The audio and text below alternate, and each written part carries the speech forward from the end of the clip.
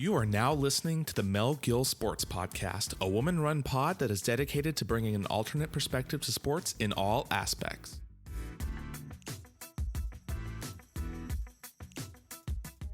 Welcome back to another episode of the Mel Gill Sports Podcast. I'm so excited to have this individual on the show today, someone who has quite the resume in the sport media industry, someone who I personally look up to, producer, on-air talent at MLSE, host of Raptors Today and SWISH inside the WNBA, sideline reporter for the Raptors 905, and Ryerson alumni.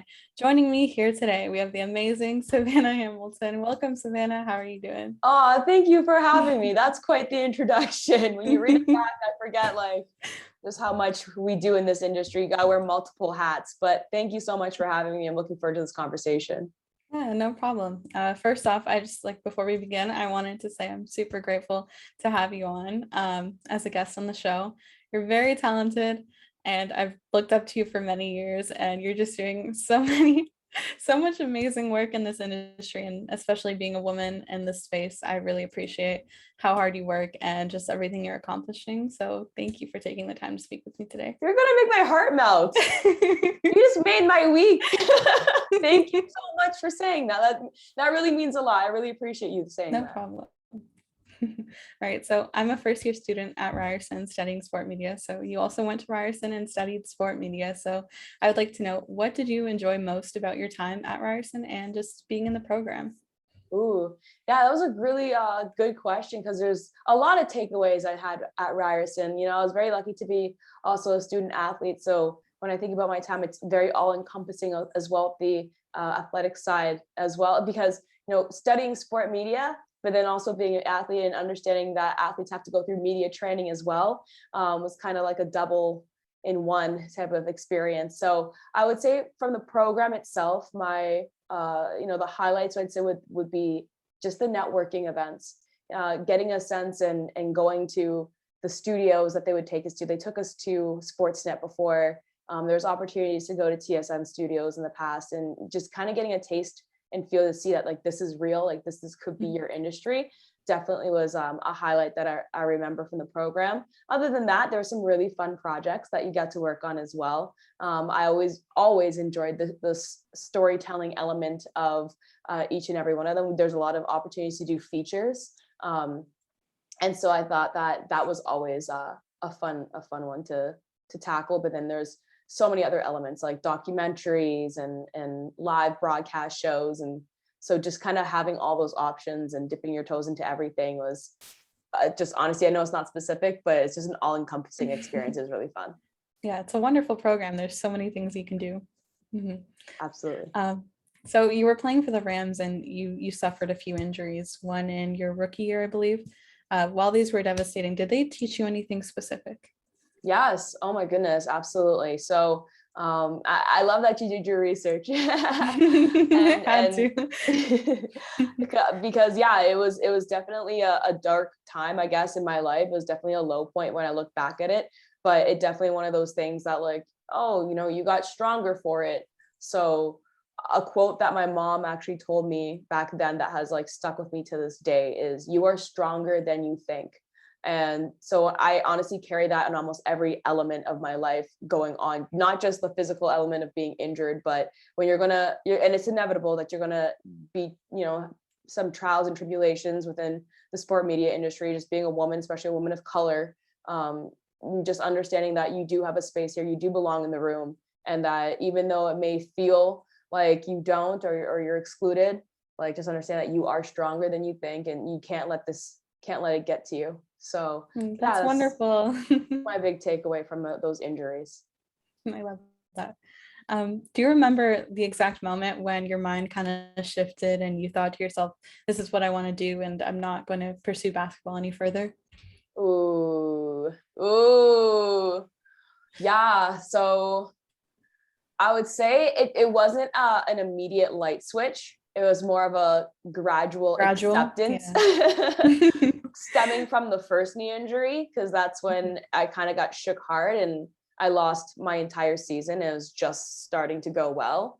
And so I was thinking to myself, well, you know, as much as I'm committed to the game and to basketball, what would my life be like if I couldn't play just as a hypothetical. And I was very fortunate to already be taking sport media. And that's because when I was in high school, I saw a sideline reporter who looked a lot like me, Sage Steele. And I know she's controversial in the media right now, so I'm not standing by her whatsoever. But I will say that her face, her presence just really spoke to me on camera. And I was like, I didn't know that I could do that too, because I look kind of like her. So that just kind of like got my, I guess, my brain thinking that I could belong in the sport media industry. And so then when I got injured, I was like, well, I can't really focus on court stuff. So I guess I'll throw myself at the media stuff just as a way to kind of like cope and not think about the fact that I'm missing out on the playing experience right now. And so by the time I got my second major knee injury in my third year, also around the same time of the year I had my first one, it was like that December, Christmas time, I was in, once again, a ton of pain. I had the option to get surgery again, but this time they said it'd be more invasive. I would have to go through, I'd have to get like nails, like metal screws in my knee. And they said that, even if I get that, then my playing career would be limited and like potential early arthritis. And so like, given all those factors and just, I knew how long the recovery time would be from that surgery, I was like, you know what, I think this might be the sign that, unfortunately I had to hear this way to focus on life outside of basketball in terms of playing. And so I was like, well, you know what, the media stuff is pretty fun. So let's see where this takes us. I love how you found someone who allowed you to see that you do belong in this space. And now look what you're doing. You're inspiring the next generation and just allowing people to see themselves in you, I guess you could say. I appreciate you so much. No Thank problem. you. So aside from the injuries, were there any other hardships that you experienced along the way? And how did the process of overcoming them strengthen you, not only as a person, but as a sport media personality? Yeah, so I guess off the court, there's this inevitable feeling that, you look around the room and you don't see yourself. And as much as American sport media is a bit more diverse, even then it could be better. Mm-hmm. But you will see a lot of Black women, you'll see, Asian women and many other diverse faces holding space in the sport media landscape in the States. I would like to see more Indigenous women, that's for sure. Mm-hmm. But in Canada, you rarely see that. And that's why, it's important for people like Kayla Gray to exist as well in this space, because she's the first female Black sports anchor on TV. And so it's one of those things where, because you're the first, it comes with its trials and tribulations and overcoming a lot. I have been told in this industry that to switch out of it, like straight up, like I've been told to go back and pursue a new degree, or to just travel the world and find myself or something like that. Like it was a hard conversation I had with somebody, and it sticks with me a little bit to this day, because I can't believe how absurd that conversation was now looking back at it, because there is so much room for diversity in this landscape. And just because somebody doesn't look like the rest of the people in the room doesn't mean they don't belong there. And so it was overcoming a lot of those conversations, but not only those, like, and the worst part, sometimes it wasn't even outright like that, right? People, you could just feel the vibe that people were thinking, well, what's this person doing here? Like, okay. But the good news is that for every one of those people who are thinking that way, there's like this new wave of media and generation that, and people who are learning and changing as well, that have come to realize, like, you know what, we need more diverse people in this room. And this is before George Floyd. This is before the BLM movement really took steam. And so I might be talking right now about my negative experiences, but there's so many positive and people out there and allies in the media as well. That's wonderful. I'm so glad that you decided to continue with, and you didn't let those people bring you down, Oh, absolutely. I would not be anywhere without, like, I have one ally in particular that I will always forever in my life bring up, Dwayne Watson, because right after that tough conversation that I had, listening to somebody tell me to switch out of this industry, I called him crying on the phone and like being like, I don't know what to do, And he's like, don't listen to him. Just don't listen to him. Like, you got this. You're good. You belong. And I was like, okay. And that like reassurance is just sometimes like just the words you need to hear to keep on going. So yeah, there's male allies just as much as there's female allies in this industry. It's amazing. So this kind of leads into my next question. Is there someone in the sport media industry who you looked up to, who inspired you throughout your journey? Yeah. Oh man. I But feel there's like many.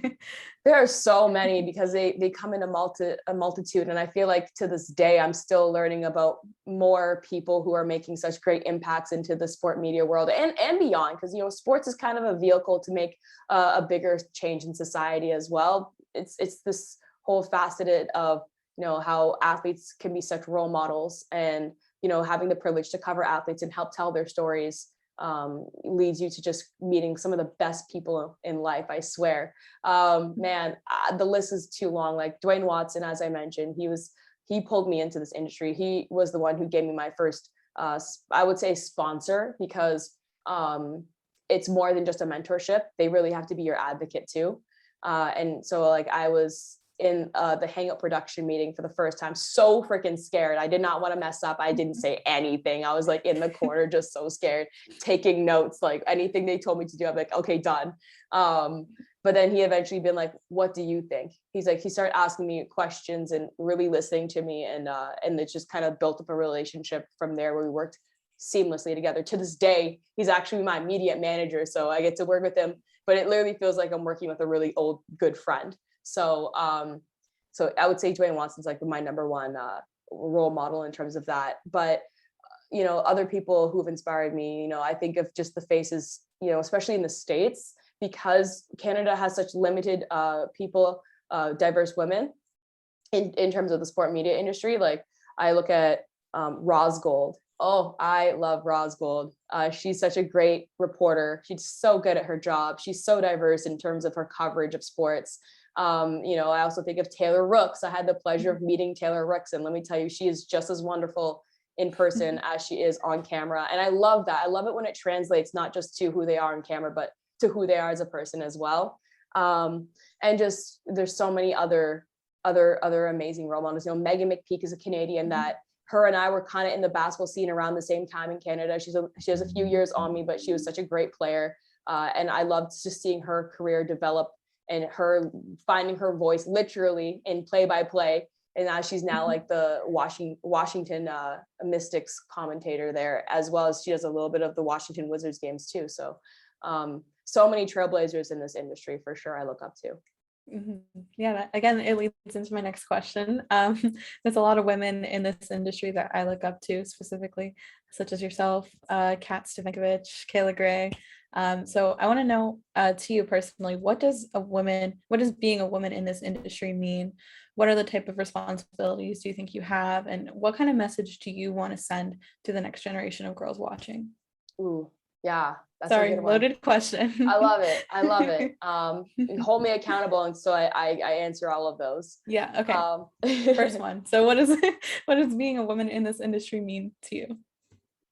Ooh, what does a woman in this industry mean to you? Well, it means that if I'm being completely honest, it means that you're very strong. It means that you've had to probably overcome a lot in order to not only get yourself in the door, but to stay in the door. It means that you've probably had to work 3 times harder than maybe your male counterparts in order to be welcomed into this space and to prove why you are here. That's unfortunately the case, because I don't believe that it's the right thing to do in terms of expecting women to work 3 times harder than a man just because they have to. It's not fair. But it also, for that same reason, I have so much respect for the women who do exist in this space. So that would be my first answer to that. And then the next one, what are like the type of responsibilities do you think you have as being a woman in the space? I personally see a lot of responsibility in welcoming more women into the space. Not just women, but people of color. I personally work specifically at MLSE in the culture and community aspects and incorporate a lot of equity, diversity, and inclusion into my work. And I do it with intention, because storytelling doesn't have to wait for Black History Month or Asian Heritage Month or any specific race or diverse culture pertaining the month of the year. I think it's an everyday thing. I think it could be embedded in everyday stories, just the same way that we could tell a story about a player. So I think that it's important for us to welcome these faces into a space that traditionally hasn't been welcoming to them. And so I personally take that on in terms of showing others that, we could do things differently, and it doesn't make it, and it does make it better. It does make the end product more effective, more impactful when more people are welcomed. That's wonderful. I love that. And then another one was, what kind of message do you want to send to girls that are watching now, like the next generation? What do you want to let them know? I want to let them know that, come through. You can do it. Trust me. The fortunate thing with being like one of the first people in this space is the fact that now the second and the third and the fourth and the fifth, like it just becomes a little bit more, I don't want to say easier, because you still got to work really hard, but there's a lot less trailblazing, and there's a lot less resistance to your existence in this realm of sport media. Because now that people have seen a face that looked like yours, well, then they're used to seeing a face that looks like yours. They can envision somebody like you now doing exactly what these other women in the past have done. So it's not a foreign concept anymore. So that means that the door's now open. So come through, come on in. That's wonderful. Oh my gosh. With the experience that you've learned a lot and you've grown. So what has been the biggest lesson that this industry has taught you? Ooh, the biggest lesson that this industry has taught me: to speak up. Speak up, even if you feel awkward, even if it's uncomfortable. And one of my favorite quotes is, I stole it from Teresa, who's the vice president of the Toronto Raptors. She said, "Speak up even if your voice cracks." And I was like, yes. Because eventually, when you find your confidence, and fake it till you make it, eventually when you do find your confidence in this space, your voice will stop cracking and you will just be flat out listened to. But it's important, because what you have to say, coming from your perspective, which everybody offers a different one, may not be initially understood by others. They may not be able to see your perspective. So in that case, they have a blind spot. So if you're vocalizing something in somebody else's blind spot, now they have to, whether they want to realize it, whether they're open to hearing it or not, they can't deny that you said it. So it's almost like making sure that your perspective is heard, so that the greater collective just individually gets better as well. So don't be afraid to speak up. Well, like we talked about this earlier, we touched on it within the conversation. While we've seen the increase in different types of people in the industry, in the sport media world, we're seeing it improve, but it's not fully there until everyone's fairly represented. So I want to know, what do you think needs to be done in order for us to reach a point of equal representation in this industry? That's the $1 million question, my girl. That is the $1 million question and to be quite honest, I've had some great conversations with people who are in decision-making positions across the industry, across multiple broadcasters. And they are saying the same thing in terms of this, they've realized, or maybe they've realized this a long time ago, but that there needs to be a change in the industry and the culture of the industry in order for it to be more welcoming. And even though we could say, pull up a chair, incorporate more diverse faces on air, but it also stems from having diverse faces in decision-making positions. But the other issue on top of that is allowing people the opportunity to be educated from a grassroots, from high school, from university, to know that they're capable of taking on those decision-making positions.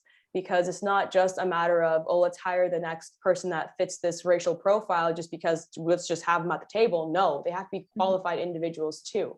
And so it's a whole systemic integrity part of this industry. So that's why it's the $1 million question in terms of how can we foster change because now it's kind of coming from the top down, in terms of not just beyond one company, but beyond like the university system, the high school system. How can we let people know that this route, this pathway is open to them, and it's encouraged that they take it too? So No, I completely agree. You can't just have diversity at the surface and at the face. You have to go deeper, and you have to go into those roles, and you have to make a change. Yeah, absolutely. Yeah. So you've had a multitude of different roles. You're hosting, producing, you're doing absolutely everything. So I want to know, like, what is the best thing about what you do? Oh man, the best thing that I do is just plain and simple storytelling. I love a good story. And like that stems from just like my childhood. Like my dad was an English teacher, so he used to write stories and tell me stories all the time. So I kind of grew up in that environment, and it kind of just like never like shook off of me, I guess. So if I could give other people the opportunity to tell their stories, I think that's super important. And I think everybody on this earth has a very interesting story to tell and a message to share that we could all learn from. And so I guess on the producing side, I take that into consideration. And on the hosting side, even like I want to make sure that I could be a facilitator and use my platform to share with other people. And honestly, just because I have the mic doesn't mean I want to always be the one talking on it. I want to be able to share it with other people too. That's wonderful. Oh my gosh. All your responses are just, they've been amazing. Oh, thank you, girl. So what has been your most memorable moment, and you're also the funniest moment in the industry so far for you? Ooh, the most memorable moment. I think it happened actually relatively recently. It's funny because I've been so fortunate to have a lot of great memories so far in this industry, from attending one of the Raptors finals and working with ESPN before on their show First Take, to going to cover on the social side of things, and for another company, it wasn't MLSE, like the Raptors internal event that they have for sponsorship, where you get to really get to know the guys on a personal level. But I think the most recent thing that has happened is the fact that like I got to really sit down with almost every Raptor on the team this past year for marketing day. And I wasn't on camera for this one. I was just on the producer side, and pull some great answers out of them, and like give 15-minute interviews to each of them, and like just really hear some more stories that we haven't heard yet. They'll be coming out this year, and get to know them better. So I think that's been the highlight. But I will say this, something that I will never forget is just standing right next to LeBron James in a scrum. And that was in my like third year university. I was doing that. So wow. It's more than incredible. Possible. Thank you, girl. And what about the funniest moment? Funniest moment would be, there's so many great moments, honestly. And the best part is that I work with some of the best people. Like I'm so fortunate at MLSE, like, man. So they roast me on my candy selection at MLSE a lot. They say that I have like a taste in like old people candy, which that's not true. I like young people candy too. They're like, you like the What's your favorite? What's your favorite? No. Not the Werther's Original. They roast me saying I like the Werther's Original. I don't like Werther's Original. I was gonna say it's like a grandma candy. My favorite has to be like, okay, if I was talking like chocolate, like probably crunchy bars. Yeah. But the funniest moment where like that kind of the whole conversation stemmed from was I was on a road, like producing on the road. We had to go to like literally like I think 20 different locations for this one video that the spot we're making is actually a TFC spot. And we stopped at like a Rexall, and I was buying candy for myself. I wasn't buying it for anybody else in the car, okay? And like, they're like, yeah, go buy whatever you want for yourself, blah, blah, blah. So I come back, and for some reason, I just had a craving. I had like a bag of mints with me, like the green little mints. Yeah. And I was like, yeah, you know, whatever, keep it fresh. But then also like, I don't know, I like them. And then I had like Reese's, like the chocolate covered Reese's.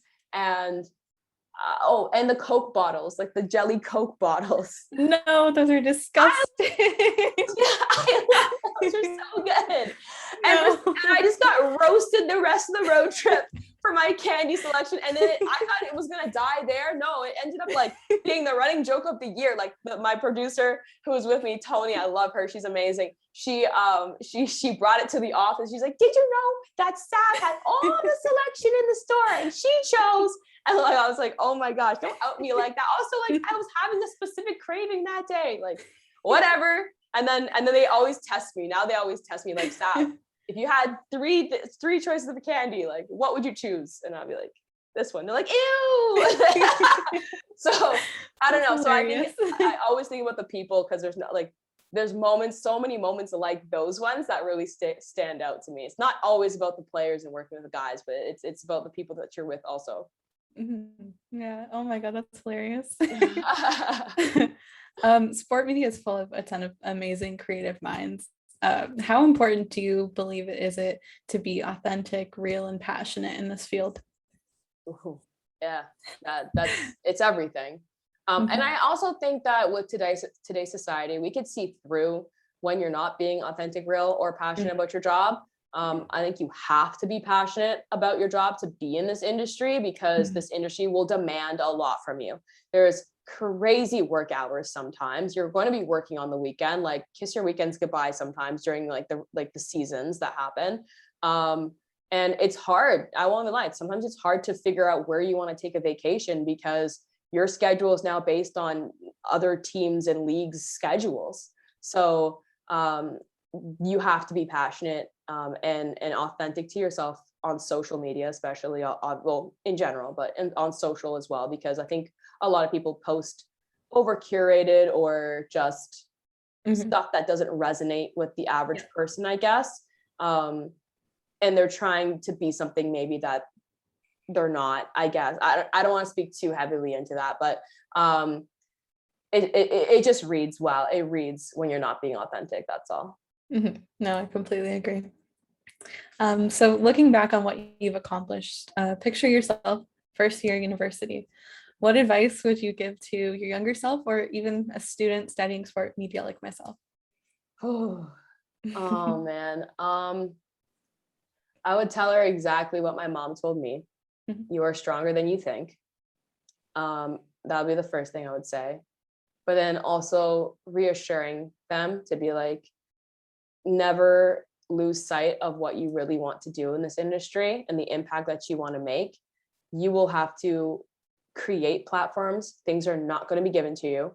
You're going to have to speak up when it's so uncomfortable to do so. And network like your life depended on it. Like literally network. And you can never create enough networks, but not just that. Keep on building on the relationship that you networked with, like, send emails checking up on people. And if you do see them at an event later on, tap them, say hi. People actually like the interactions, and never be afraid to just ask for what you want, because if you don't ask, the answer is no anyways. That's great. Thank you so much. So I just wanted to thank you so much again for joining me and speaking with me today and just giving all your insight and all your advice. It's been a pleasure having you, and it was just amazing. It was such a fun experience. So thank you so much, Savanna. Oh no, thank you, Melissa. Like, it's been so fun. I was glad that we were able to make it work. And I'm looking forward to hearing from you again and seeing where your career goes, because you'll go far. Thank you. Thank you for listening to the Mel Gill Sports Podcast. Don't forget to follow on all social media at Mel Gill Sports Pod.